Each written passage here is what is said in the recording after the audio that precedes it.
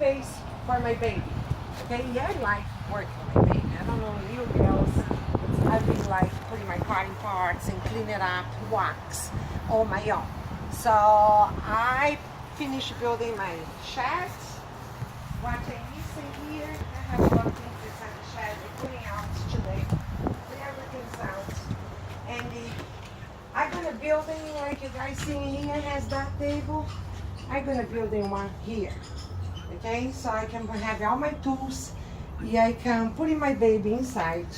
Yeah, I can wax, put in parts, fix my cars. So I bought this material yesterday on Home Depot. Today we're gonna building the table.